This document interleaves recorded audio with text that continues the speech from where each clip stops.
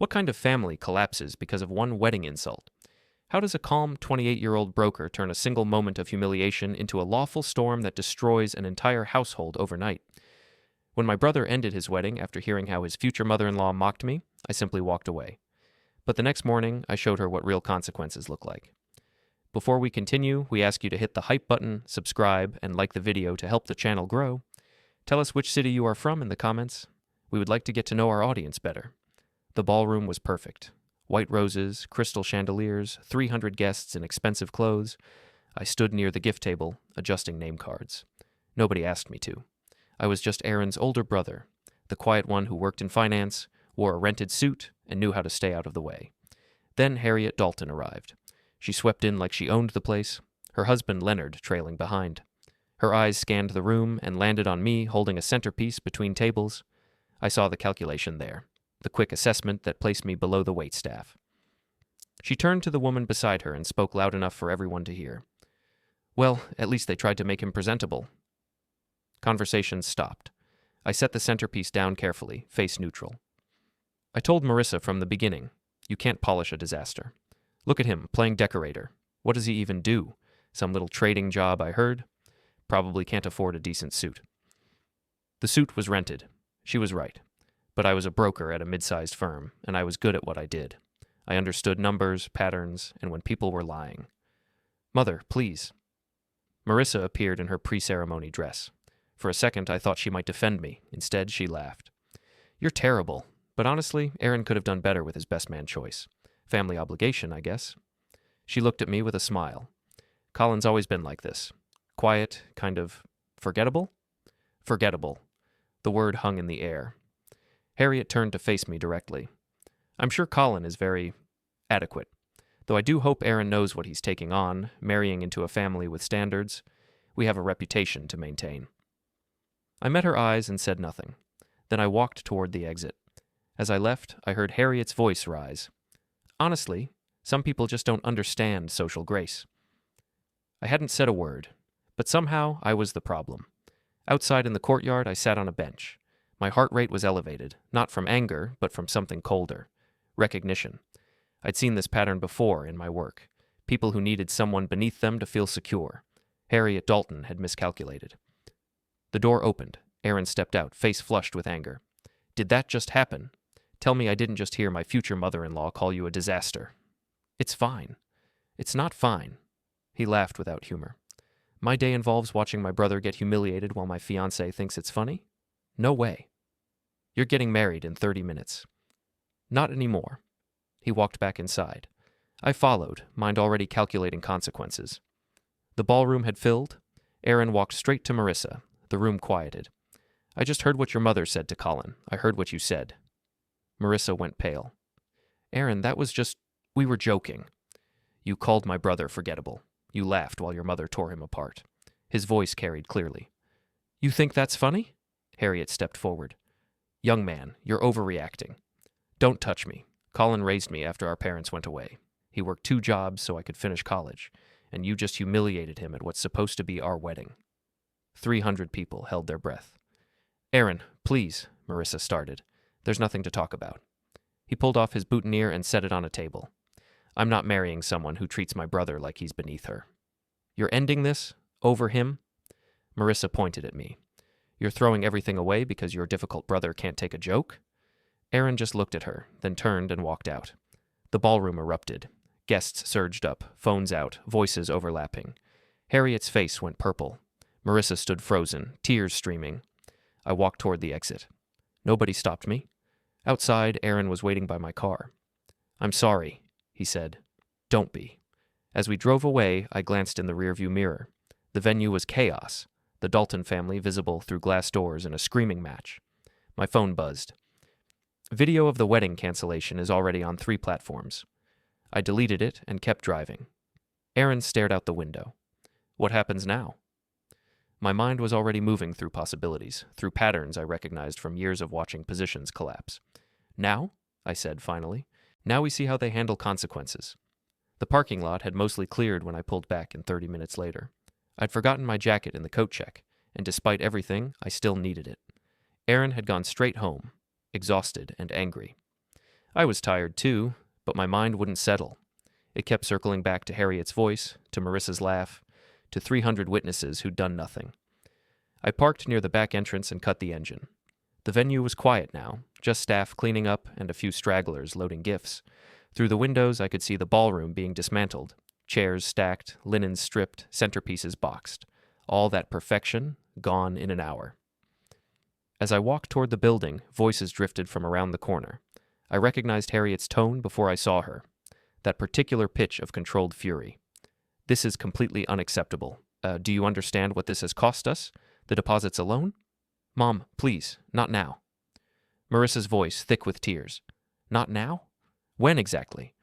When do we address the fact that your wedding just became a public humiliation because of that pathetic little man and his enabling brother?"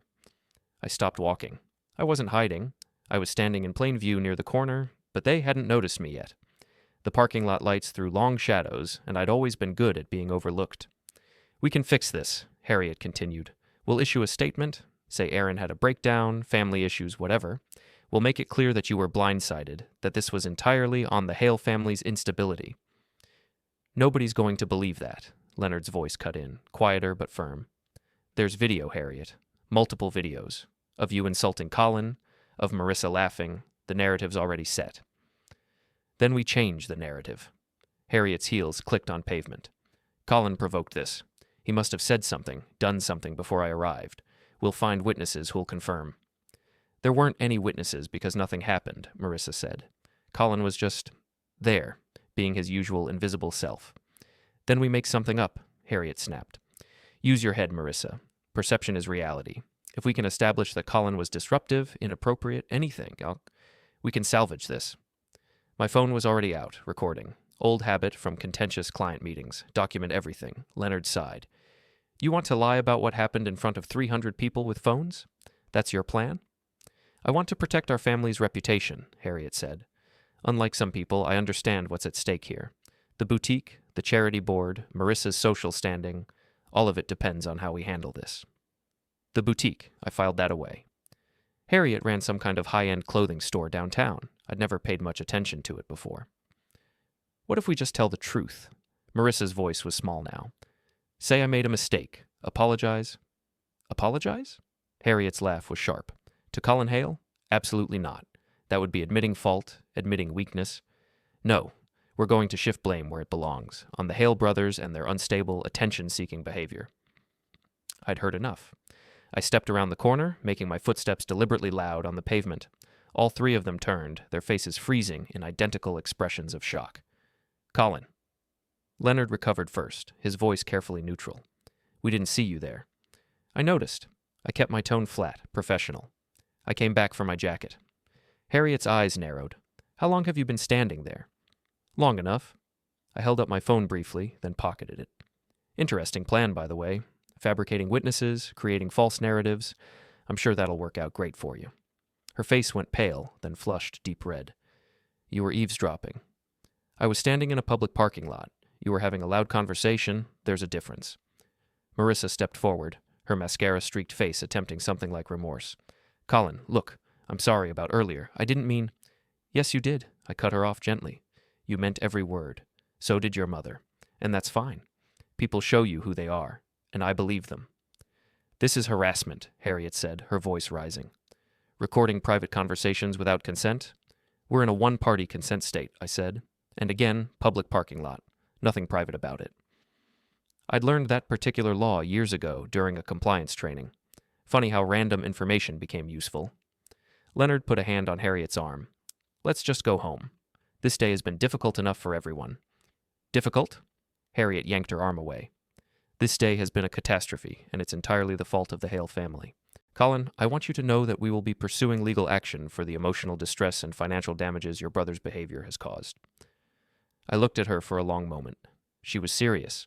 She actually believed she had grounds to sue Aaron for refusing to marry her daughter after being publicly humiliated.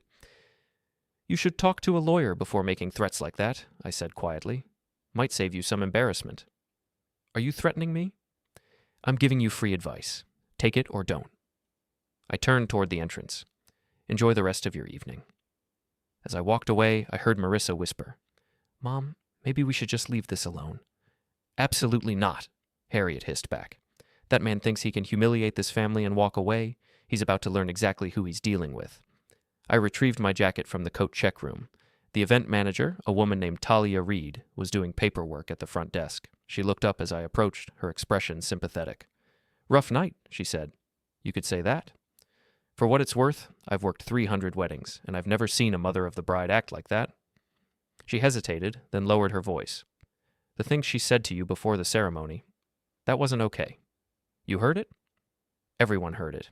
She made sure of that. Talia tapped her pen against her clipboard. I'm documenting everything for our records. Timeline, witness statements, contract violations. Mrs. Dalton breached several terms of their agreement with us tonight. Contract violations? The Daltons guaranteed a certain level of decorum and respect for all guests and vendors.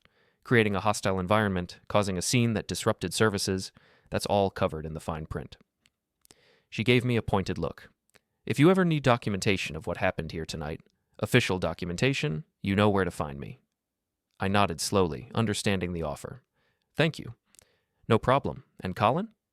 She waited until I met her eyes. Whatever you're thinking of doing, and I can tell you're thinking of something, make sure it's airtight. People like Harriet Dalton don't go down easy. I'm not thinking of doing anything. Sure. Her smile was knowing. Either way, good luck. I drove home through empty streets, my mind processing everything I'd heard and seen. The Daltons weren't just embarrassed. They were scared. Scared enough to consider fabricating evidence, to threaten lawsuits, to do whatever it took to rebuild their shattered image. That fear meant vulnerability. Back at my apartment, I opened my laptop and started a new document. At the top, I typed, Dalton family, timeline and documentation. Below that, I began listing everything I knew. Video evidence of the initial humiliation exists, multiple angles. Harriet admitted to planning false witness testimony. Marissa confirmed nothing provoked the incident. Leonard acknowledged the narrative is already set against them. Event manager indicated contract violations and willingness to provide documentation. Harriet threatened legal action without grounds. Harriet mentioned the boutique and charity board as reputation concerns. I leaned back in my chair, staring at the list. The charity board was new information. Harriet sat on some kind of board, which meant public records, disclosed financials, reputation management concerns. My phone rang. Victor Lane, my college roommate and one of the few people I'd stayed close with after graduation. He was a lawyer now, corporate litigation. I saw the videos, he said without preamble. You okay? I'm fine. You sound fine, which worries me. The Colin I know gets quiet when he's planning something. I smiled despite myself. I'm not planning anything. Right. And I'm not currently billing $400 an hour to argue over comma placement. He paused. Look, I'm not saying you should do anything, but hypothetically, if someone wanted to respond to public humiliation in a legal, documented, completely above-board way, well, public figures who make public statements sometimes face public consequences. Hypothetically. Hypothetically. I could hear the smile in his voice. And if that someone needed guidance on what constitutes legitimate public interest versus harassment, or wanted to understand how public records requests work, or needed to know the legal boundaries of reputation management, that someone might want to call me, hypothetically. Noted. Good. Now actually, are you okay? That was brutal to watch. I'm okay, I said, and meant it. The initial sting had faded, replaced by something clearer. Focus. Aaron stood up for me. That's what matters. Aaron's a good brother. The Daltons are going to regret messing with the Hale family. After we hung up, I returned to my document. Victor's hypothetical advice had been clear enough. Stay legal, stay public, stay documented. Whatever I did, it had to be airtight. I opened a new browser tab and typed Harriet Dalton Boutique into the search bar. The first result was a glossy website for Dalton & Co. Redefined Fashion, a high-end clothing boutique in the downtown shopping district. The About page featured Harriet's photo and a long biography detailing her commitment to excellence, her refined taste, and her dedication to serving the community's most discerning clients. The second result was more interesting, a local business journal article from 6 months ago. The headline read, Dalton & Comer faces scrutiny over permit violations. I clicked through and started reading. Apparently, Harriet's boutique had been cited for several code violations, improper renovations done without permits, zoning issues related to the building's classification, and questions about whether certain modifications met accessibility standards. The article was carefully worded, but the implication was clear. Harriet had cut corners. I kept searching. Found a charity website listing Harriet as a board member of the Greater Metro Arts Foundation, a nonprofit that funded local arts programs. Found her name in the social pages, photographed at galas and fundraisers. Found mentions of the boutique sponsoring various community events. Everything pointed to the same conclusion. Harriet Dalton had built her identity around public image, social status, and community reputation. She'd positioned herself as a pillar of local society, which meant she had a lot to lose. I saved everything: screenshots, links, archived pages. Then I opened my work files and pulled up information I'd collected over the years about public records requests, business filings, and nonprofit disclosures. Most people didn't realize how much information was publicly available if you knew where to look. My phone buzzed with a text from Aaron. "You up?" "Yeah, you okay?" "Can't sleep. Keep thinking about Marissa's face when I walked out." "Regrets?" A long pause, then, "No, but it still hurts." "I know, I'm sorry." "Don't be sorry. You didn't do anything wrong. They did." I stared at his message. Aaron was 26, in love for the first time, and he'd just walked away from his wedding because someone had insulted his brother. That kind of loyalty deserved protection. "Get some rest," I typed back. "Tomorrow's a new day." "What are you going to do?" I looked at my laptop screen, at the files I'd started organizing, at the patterns beginning to emerge. "Nothing yet," I answered. "Just documenting things, making sure we have our facts straight." "That's your 'I'm planning something' voice." "I don't have a voice. This is text." "You know what I mean." I smiled. "Go to sleep, Aaron." "Okay, but Colin, whatever you're planning, be careful. The Daltons have money and connections. So do we just don't advertise it." After Aaron went offline, I spent another 2 hours working through public databases: business licenses for the boutique, property records for the building, tax filings for the nonprofit. Everything was there, scattered across different government websites, waiting for someone patient enough to piece it together. By 2 a.m., I had a clearer picture. The boutique was profitable, but not as successful as Harriet made it seem. The nonprofit had some questionable expense reports. The building permits were still unresolved. None of it was immediately damaging, but it was context. It was leverage, if I needed it. I saved everything to an encrypted folder and finally shut down my laptop. Tomorrow I'd look at this with fresh eyes, decide if there was anything worth pursuing. Tonight, I just needed to sleep. But as I lay in bed, staring at the ceiling, I kept hearing Harriet's voice. "That man thinks he can humiliate this family and walk away? He's about to learn exactly who he's dealing with." She'd meant it as a threat. She had no idea she'd just issued a challenge. Morning came with 3 notifications on my phone. The first was a text from my firm's senior partner asking if I was okay after the incident. The second was a voicemail from an unknown number. The third was an email from Marissa with the subject line, "Please read." I ignored all of them and made coffee instead. My apartment was small but efficient: 1 bedroom, a kitchen that barely fit 2 people, and a living room I'd converted into a home office. The walls were bare except for a single photo of Aaron and me at his college graduation. No decorations, no clutter, nothing unnecessary. Some people found it depressing. I found it clarifying. I opened my laptop and checked the news sites. Nothing about the wedding yet, which made sense. It was local drama, not news, but social media was another story. I pulled up the platforms without logging in, using private browsing, and searched for Harriet Dalton's name. The videos had spread exactly as expected. Multiple angles of the ballroom humiliation, shaky phone footage of Aaron calling off the wedding, and dozens of reaction posts. Most comments sided with Aaron. A few blamed me for causing drama. Several pointed out Harriet's cruelty and Marissa's complicity. But there was something else, too. A post from an account called Metro Society that claimed to be a local gossip blog. They'd written up the entire incident with surprising detail and added context I hadn't known. Apparently, this wasn't the first time Harriet had publicly insulted someone. There were 3 other documented incidents, all at charity events, all targeting people she considered beneath her. The blog post ended with, "When will the Greater Metro Arts Foundation address the behavior of their board members? Or does cruelty get a pass when you donate enough money?" I screenshotted the post and added it to my growing file. The voicemail turned out to be from Leonard Dalton. His voice was carefully controlled, almost apologetic. "Colin, this is Leonard. I'd like to speak with you privately about last night. I think there's been some misunderstanding, and I believe we can resolve this situation like reasonable adults. Please call me back at your earliest convenience." Interesting. Leonard was trying the diplomatic approach. I didn't call back. Instead, I opened Marissa's email. It was long, rambling, and clearly written in emotional distress. Colin, I know you probably hate me right now, and I understand why. What I said last night was cruel, and I'm so sorry. I was trying to impress my mom, trying to fit into the role she expected, and I took it too far. Way too far. I love Aaron so much, and I've ruined everything because I couldn't stand up to my mother for 5 minutes. Please, if there's any way you could talk to him, help him understand that I made a mistake. I know I don't deserve it, but I'm begging you. I'll do anything to fix this. I'll apologize publicly. I'll tell everyone it was my fault, whatever you need.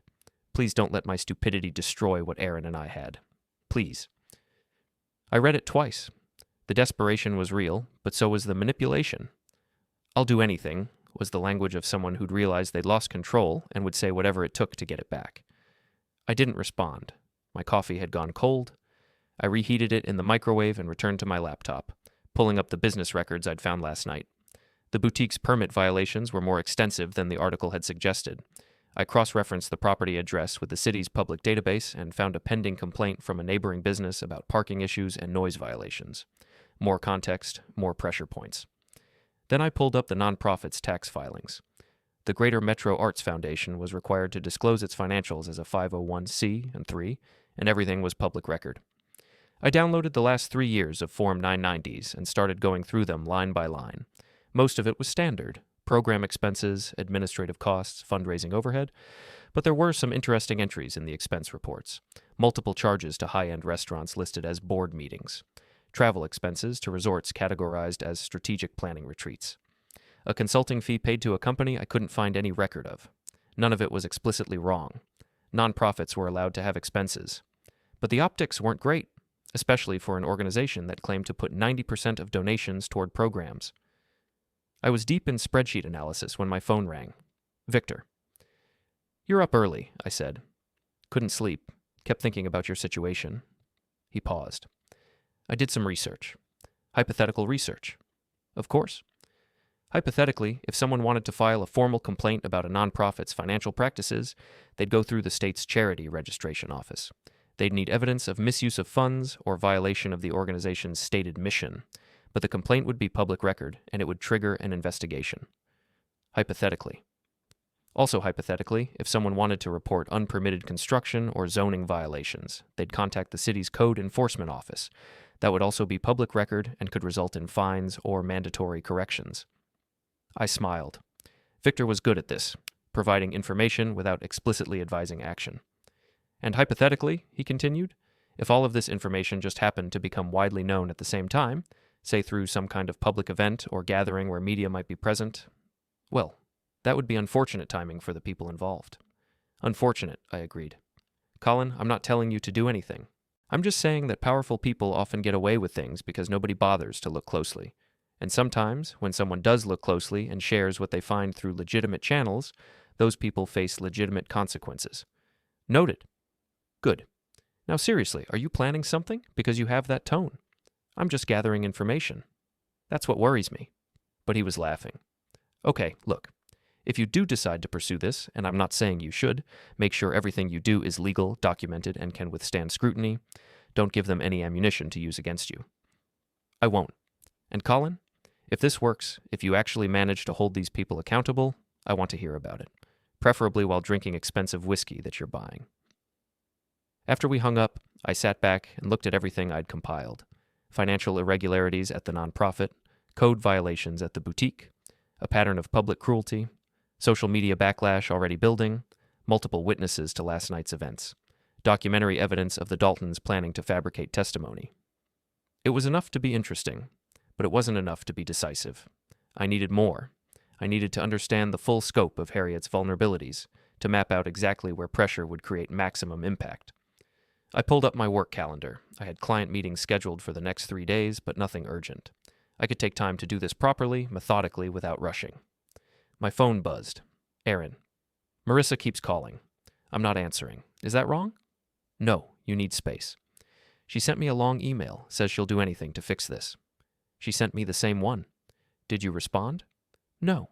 A pause. Then, good. I don't think I'm ready to forgive her yet. Maybe not ever.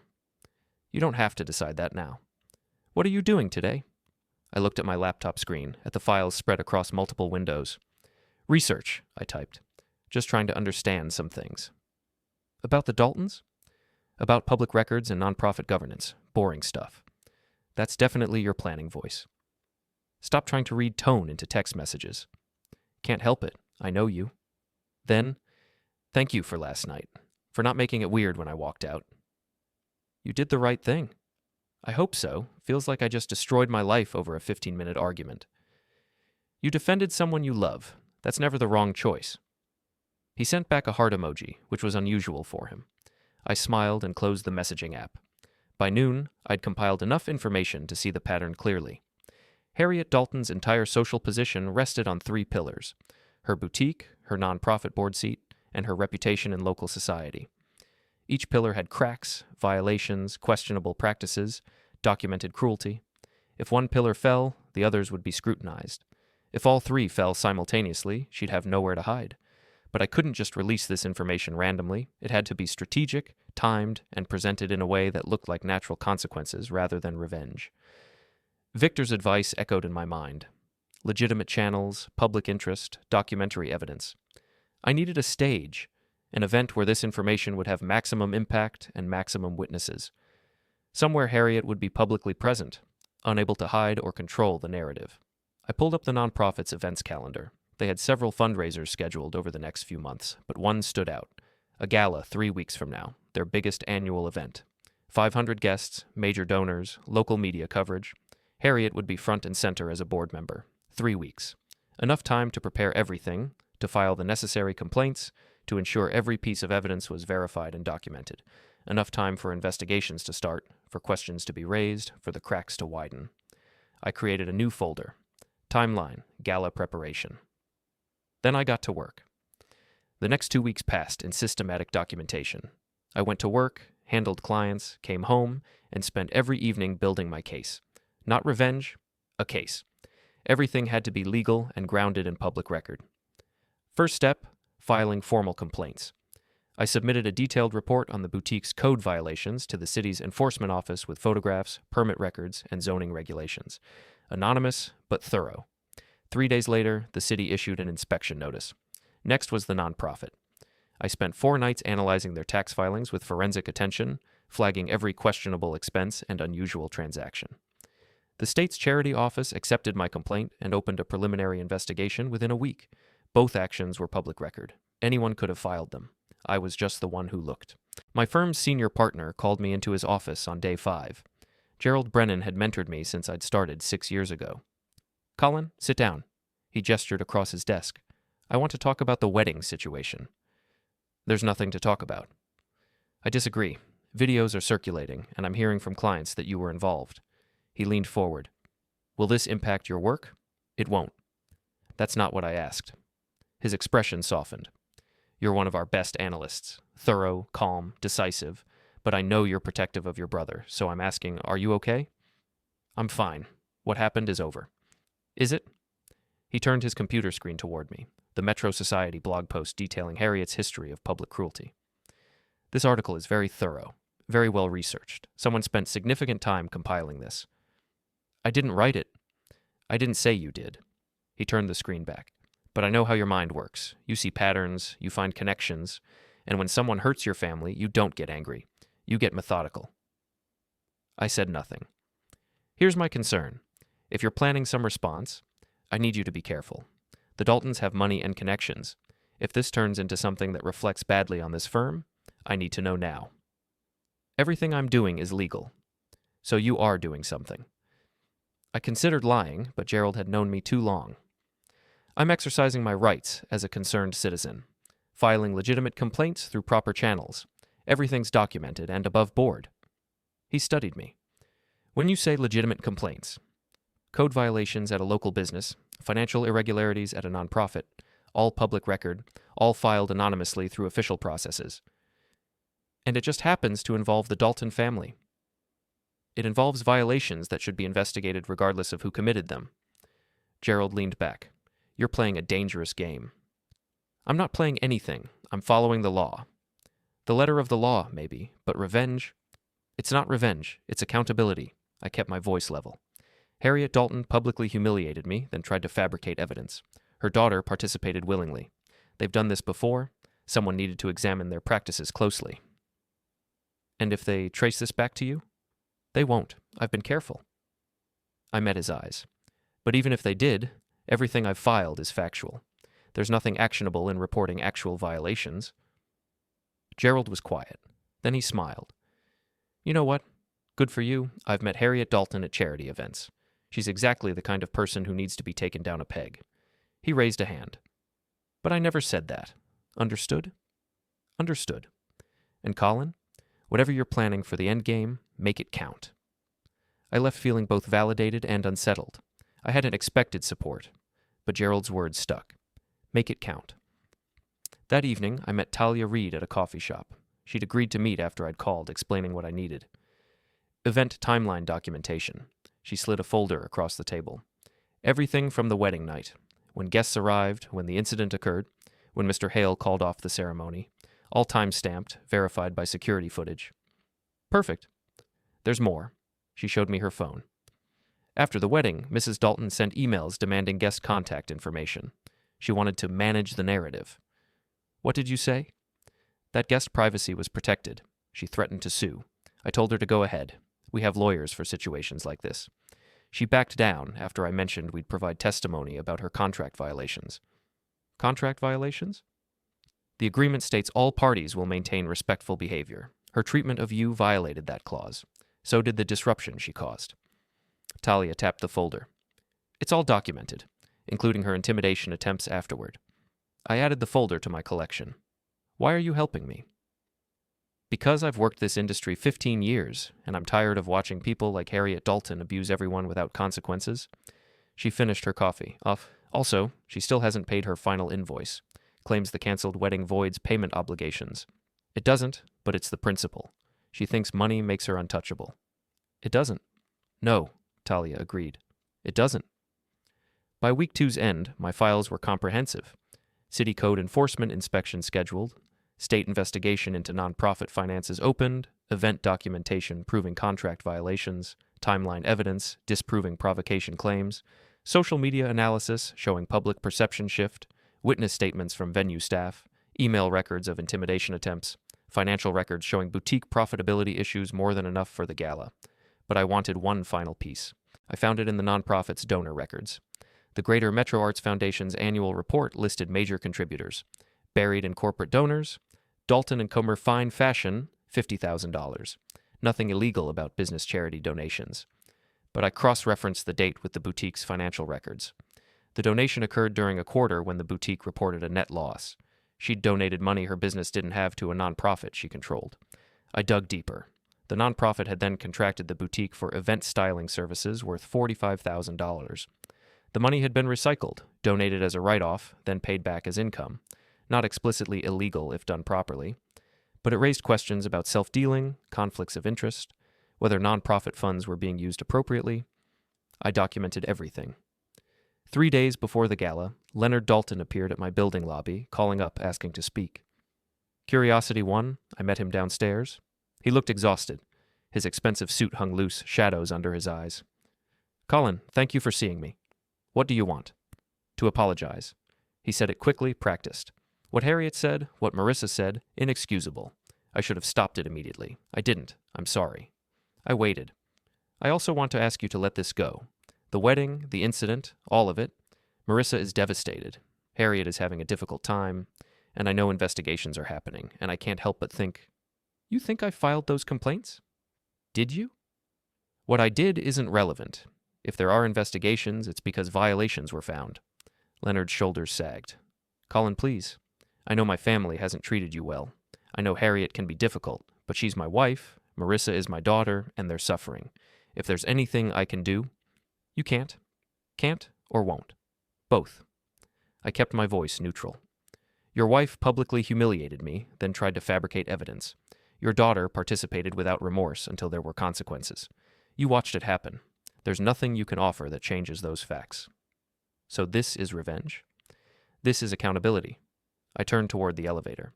If your family faces investigations, maybe examine your own practices instead of blaming me.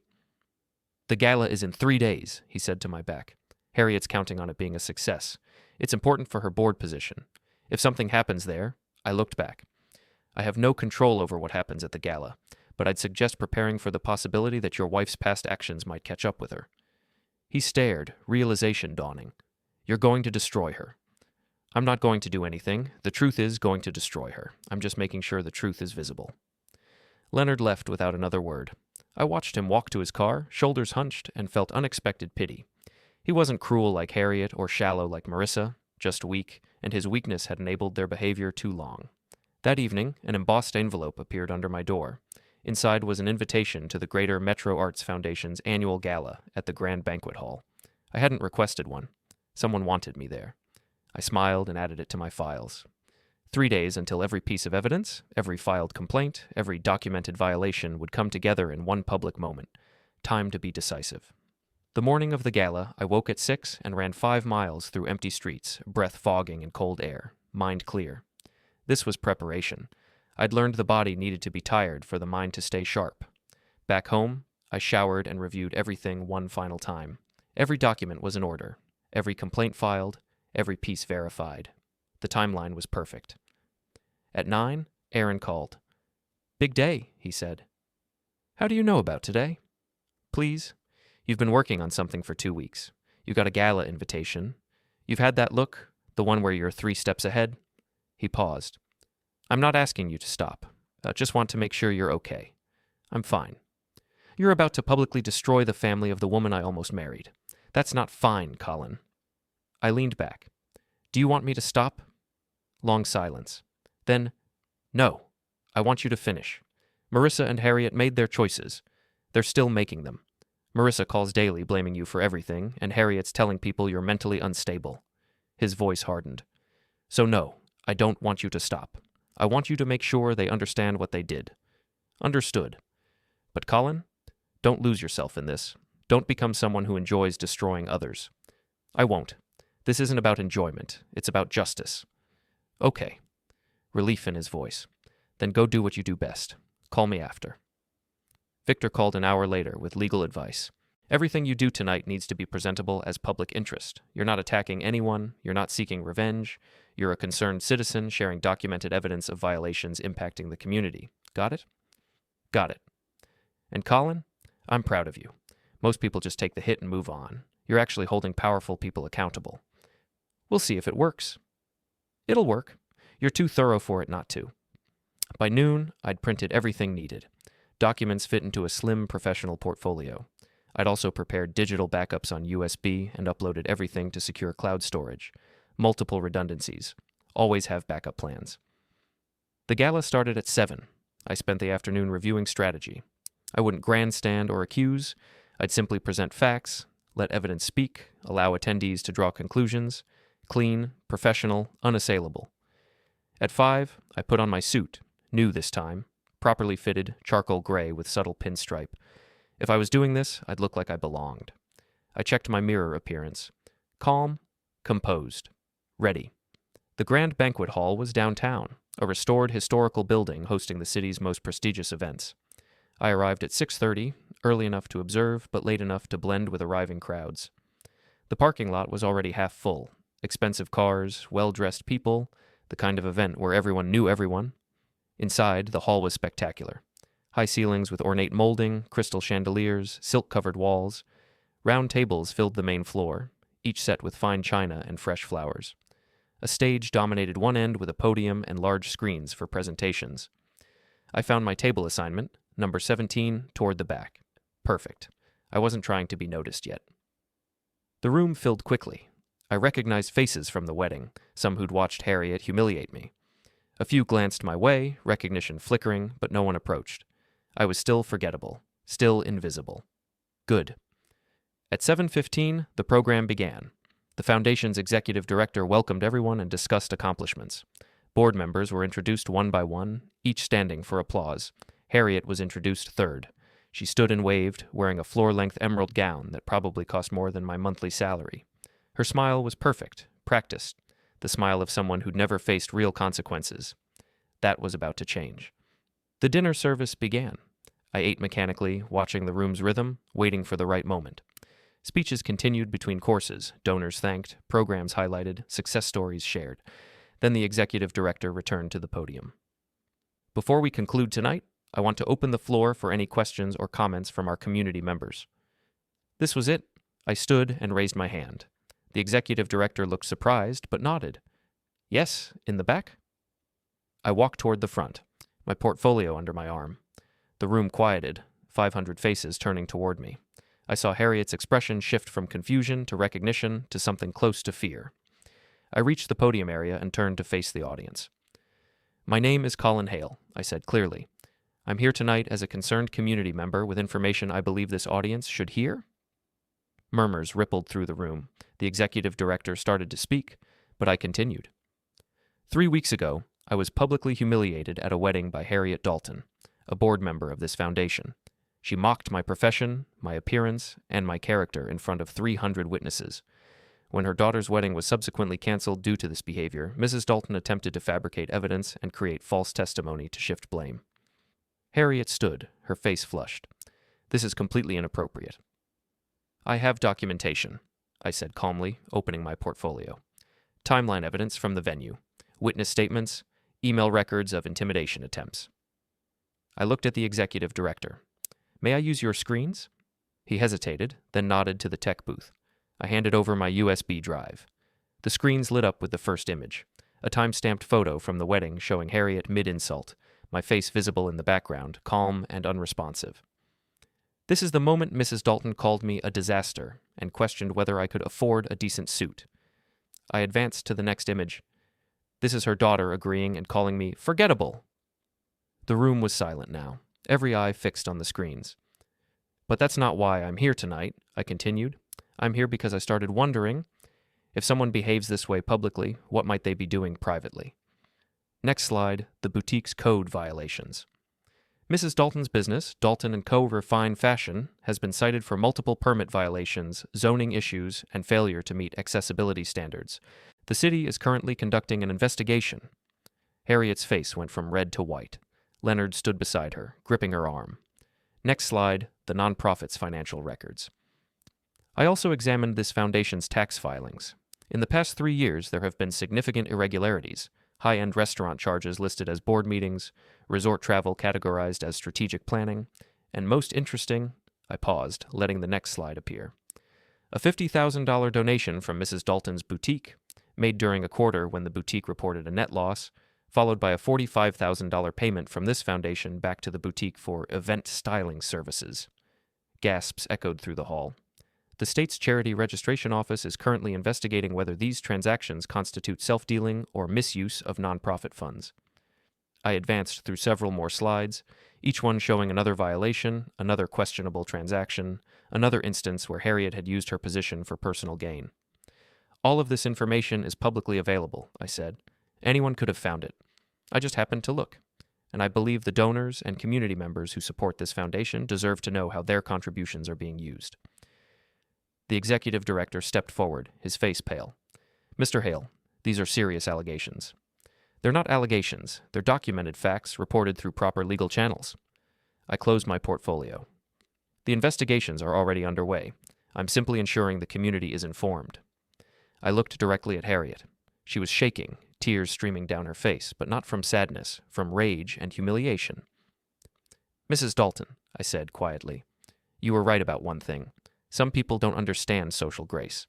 They don't understand that cruelty has consequences, that status doesn't protect you from accountability. I turned to leave, but stopped at the edge of the stage. Oh, and one more thing. I pulled out my phone and played an audio recording, Harriet's voice from the parking lot. Then we make something up. Use your head, Marissa. Perception is reality. If we can establish that Colin was disruptive, inappropriate, anything, we can salvage this. The recording played through the hall's sound system, crystal clear. Silence. Then chaos erupted. Donors surged to their feet, demanding answers. Board members rushed toward the executive director. Media representatives in attendance pulled out cameras and phones. The executive director grabbed a microphone, trying to restore order, but his voice was drowned out. I walked toward the exit, my portfolio under my arm, my steps measured and calm. As I passed Harriet's table, she lunged at me, her face contorted with fury. Leonard caught her, holding her back while she screamed, "You're nothing. You're nobody. You can't do this to me." I stopped and met her eyes. I just did. Then I walked out. The next morning started with 17 missed calls and 43 text messages. I ignored all of them, made coffee, and opened my laptop to check the news. The gala revelation had exploded across local media. Every outlet was running the story. Non-profit board member under investigation, charity gala disrupted by fraud allegations, Dalton family business practices questioned. The Metro Society blog had published a comprehensive breakdown with additional information I hadn't even known about. Apparently, Harriet had a history of similar financial irregularities at previous organizations. My phone rang. Victor. Have you seen the news? He sounded excited. I'm looking at it now. Colin, you actually did it. The Foundation's board called an emergency meeting for this afternoon. 3 major donors have already pulled funding. The city expedited the boutique inspection and found enough violations to issue a temporary closure order. And the state investigation is now being handled by their fraud division. That was fast, because you handed them everything on a silver platter, documented, verified, impossible to dismiss. He paused. How do you feel? I considered the question. Satisfied. Ready to move on. The Daltons are finished in this town. Harriet's already been asked to resign from 2 other boards. Marissa's social media accounts are being destroyed. Leonard's trying to sell the boutique building. Good. Good? Colin, you just systematically dismantled an entire family's reputation and financial stability in one evening. They did that to themselves. I just made sure people could see it. Victor laughed. Fair enough. Listen, Marissa posted something online about an hour ago. She's blaming you for orchestrating a vendetta and claiming everything was taken out of context. Of course she is. The comments section isn't buying it. People are posting links to the original wedding videos, pointing out that she laughed while you were being humiliated. I smiled. The narrative had shifted exactly as I'd hoped. I wasn't the villain seeking revenge. I was the wronged party who'd simply exposed the truth. There's also been a development with the venue, Victor continued. Talia Reid filed a lawsuit this morning for the unpaid invoice. With all the media attention, she's pretty much guaranteed to win. Good for her. After we hung up, I finally started going through my messages. Most were from people I barely knew. I deleted them without reading, but there was one from Aaron. Saw the news. Are you okay? Call me when you can. I called him. That was brutal, he said immediately. I mean, I knew you were planning something, but that was clinical. It needed to be. Marissa called me this morning, crying, screaming, blaming you for destroying her life. He paused. I told her she destroyed her own life when she chose cruelty over kindness. How did she respond? Hung up on me. I don't think she'll call again. He sighed. Part of me feels bad for her. She's lost everything. But then I remember the way she laughed while her mother tore you apart, and the sympathy disappears. You shouldn't feel guilty. I don't, not really. His voice strengthened. Thank you for showing me who they really were before I married into that family. You showed yourself. I just provided documentation. Aaron laughed. Always the analyst. Hey, you want to grab dinner tonight? Sure. After we hung up, I spent the rest of the morning organizing my files. Everything that had been scattered across multiple folders was now consolidated into one comprehensive archive. I encrypted it, backed it up, and locked the physical documents in a fireproof safe. My phone rang again. Gerald from the firm. Colin, I'm watching the news with expensive scotch in my hand, toasting your thoroughness. I told you everything was legal. Legal, yes, but also brilliant. You didn't just respond to an insult. You uncovered actual systemic problems that needed to be addressed. He paused.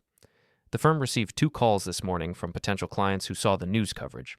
They were impressed by the analytical work and documentation. I wasn't trying to drum up business. I know, but competence has a way of advertising itself. That afternoon, Talia Reid called me. I wanted to thank you, she said. The lawsuit against the Daltons is settled. They paid the full invoice plus damages within 24 hours. Their lawyer said they wanted to avoid additional publicity. Good. But that's not why I'm calling. The publicity from the gala has been incredible for our venue. We've had 15 booking inquiries this week. Glad it worked out. Colin, seriously, if you ever need event space, it's on the house. You helped us stand up to someone who was trying to bully us. After we hung up, I returned to my regular work.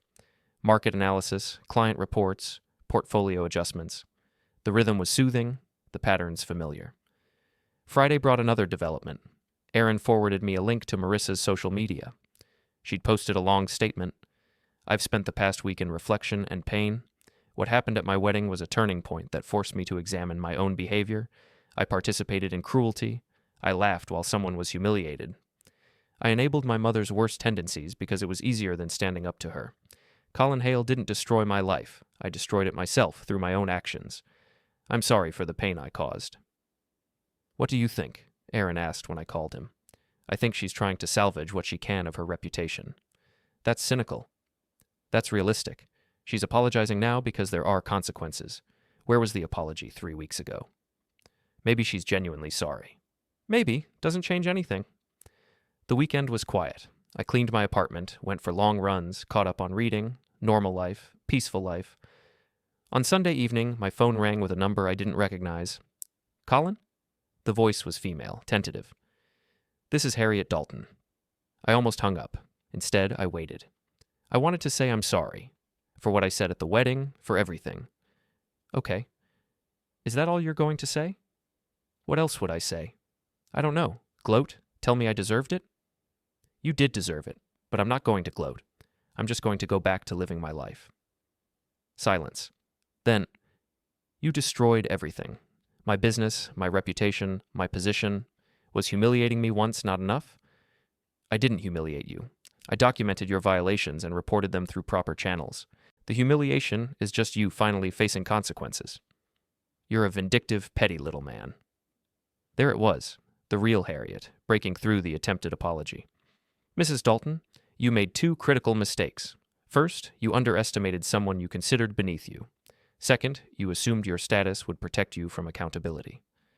I kept my voice calm. I'm not vindictive, I'm thorough. There's a difference. I'll find a way to make you pay for this. No, you won't. Because anything you do now will be viewed as retaliation against someone who exposed your fraud. You've lost the narrative, Mrs. Dalton. The best thing you can do is accept it and move on. I hung up before she could respond. Monday morning started with an email from the Greater Metro Arts Foundation. They'd completed their internal audit and found extensive evidence of financial mismanagement under Harriet's tenure. The board had voted to implement new oversight procedures. The email concluded, your actions, while disruptive, have ultimately strengthened this organization. I filed the email and moved on to client work. At lunch, Victor called. The DA's office is filing charges, he said. Wire fraud, embezzlement, tax evasion. Harriet's looking at serious time if convicted. That escalated quickly. Not really. You gave them everything they needed. He paused. How do you feel about that? I feel like the justice system is working as intended. Colin, she could go to prison. Then maybe she shouldn't have committed crimes. Victor laughed. You're surprisingly cold about this. I'm not cold. I'm just not emotionally invested in her punishment. I documented violations. The authorities determined those violations were criminal. That's their decision, not mine. The rest of the day passed in routine work. I analyzed market trends, adjusted portfolios, met with clients. Everything was normal. Everything was back to how it should be. That evening, I opened my encrypted files one last time. I reviewed everything I'd compiled. Every document, every screenshot, every piece of evidence. Then I closed the files and archived them. The Dalton situation was finished. Justice had been served. Time to move forward. 6 months passed in a strange rhythm. Normal work during the day, trial preparation in the evenings. The media attention faded, replaced by other scandals. The Dalton name became local shorthand for accountability, a cautionary tale about status failing to protect you from consequences. I stayed out of it, declining interviews. The story didn't need my commentary. The facts spoke for themselves. 8 weeks before trial, I met with the prosecution team. There were 3 of them, the lead prosecutor, an assistant DA, and a paralegal who'd organized my documentation into trial exhibits. Mr. Hale, your evidence is the foundation of our case, the lead prosecutor said. She was in her 40s, sharp-eyed and precise. The defense will try to discredit you. They'll claim you fabricated evidence, that you're motivated by personal vendetta. Everything I provided is verifiable through official records.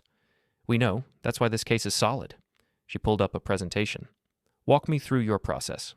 I spent 3 hours explaining my methodology. The public record searches, the financial document cross-referencing, the timeline construction, the witness statements. Everything documented, everything verifiable, everything legal.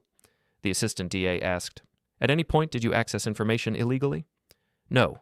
Everything came from public databases, official filings, or voluntary witness testimony. What about the recording in the parking lot? One-party consent state. I was present during the conversation. The recording was legal. They took notes, asked clarifying questions, poked at weaknesses. By the end, the lead prosecutor was smiling. Mr. Hale, you've basically done our job for us. Most cases like this take months of investigation. You did it in 2 weeks. I was motivated. Clearly, she closed her laptop. The defense will use that motivation against you. Be prepared for questions about your relationship with Aaron, the canceled wedding, your emotional state. I'll answer honestly. Good. Honesty is your strongest asset here. 4 weeks before trial, Harriet's defense team filed a motion to exclude my testimony, claiming bias. The judge denied it, stating, "Personal motivation doesn't negate factual documentation." 2 weeks before trial, I spent evenings reviewing every document, every timeline, every piece of evidence. The prosecution team had built an airtight case. Harriet's fraud was extensive, well-documented, undeniable. The trial itself began on a cold Monday morning. The courthouse was packed. Media, curious citizens, former donors to the foundation. I sat in the witness waiting area, calm and prepared. When they called me to testify, I walked to the stand with steady steps. The courtroom was silent, hundreds of eyes on me. Harriet sat at the defense table, her face pale and drawn, looking nothing like the confident woman who'd humiliated me at the wedding. The prosecutor approached. "Mr. Hale, please tell the court how you first became aware of irregularities in the Greater Metro Arts Foundation's financial practices." I took a breath and began. For 3 hours, I walked them through everything. The initial humiliation at the wedding, the overheard conversation about fabricating evidence, my decision to examine public records, the violations I found, the complaints I filed, the documentation I compiled. Every question I answered clearly and factually. Every document they showed me, I verified. Every timeline I confirmed. The defense attorney tried to shake me during cross-examination. "Mr. Hale, isn't it true that you targeted my client out of revenge for a personal slight?" "No. I documented violations that already existed. Mrs. Dalton's behavior at the wedding motivated me to look closely, but I didn't create the fraud. I simply found it." "You spent 2 weeks obsessively compiling this information. That sounds like a vendetta." "I spent 2 weeks being thorough. There's a difference between obsession and diligence." "You wanted to destroy the Dalton family." "I wanted to report violations to the appropriate authorities. What happened to the Dalton family was a consequence of their own actions, not my intentions." He tried several more approaches, but each time I answered calmly, factually, without emotion. The evidence was unassailable. The documentation was perfect. The timeline was airtight. When I stepped down from the witness stand 3 hours later, I caught a glimpse of Harriet's face. She looked defeated, broken, nothing like the woman who'd called me a disaster in front of 300 people. The trial continued for another week. Expert witnesses testified about the financial irregularities. Foundation board members described Harriet's control over the organization. Former employees detailed the boutique's violations. The jury deliberated for 6 hours. When they returned, the verdict was unanimous. Guilty on all counts. The judge scheduled sentencing for 2 weeks later. I didn't attend. I'd said everything I needed to say on the witness stand. But Victor called me afterward with the results. 12 years, he said. Federal prison, plus restitution payments and fines. 12 years. The judge said her abuse of public trust and exploitation of a charitable organization warranted the maximum sentence. He specifically mentioned your testimony as demonstrating the extensive planning and deliberate nature of her fraud. I sat in my apartment, phone pressed to my ear, processing the information. 12 years. Harriet Dalton would be nearly 65 when she was released. "Colin, you still there?" "Yeah, I'm here. How do you feel?" I thought about it. About the wedding ballroom. About Harriet's voice calling me a disaster. About Marissa's laugh. About the 300 witnesses who'd done nothing. "I feel like justice was served," I said finally. "Good. Because it was. You held a powerful person accountable. That matters." After we hung up, I sat in the quiet of my apartment. Outside, the city moved on. Cars passing, people walking, life continuing. The Dalton case was over. The verdict was in. The sentence was set. I opened my laptop and deleted the encrypted files. I didn't need them anymore. The evidence had served its purpose. Justice had been done. My phone buzzed. "Aaron. Heard about the sentencing. 12 years. That's a long time." "It's what she earned. Do you feel good about it?" I thought about his question. Did I feel good? Not exactly. I felt resolved, complete, like something that had been unbalanced was now corrected. "I feel satisfied," I typed back. Like I did what needed to be done. Then I'm glad. You deserve peace after everything. I set my phone down and looked around my apartment. Same bare walls, same minimalist furniture, same quiet, organized space. But something had shifted. I'd been tested in a way I'd never experienced before. Publicly humiliated, then given a choice about how to respond. I could have walked away, let it go, been the bigger person. Instead, I'd chosen accountability. I'd chosen consequences. I'd chosen to ensure that cruelty and fraud didn't go unpunished simply because the perpetrator had money and status. And it had worked. Harriet Dalton was going to federal prison. The nonprofit had been reformed. The boutique was shuttered. The family's reputation was destroyed. All because I'd spent 2 weeks being thorough, being methodical, being precise. All because I'd refused to let humiliation be the end of the story.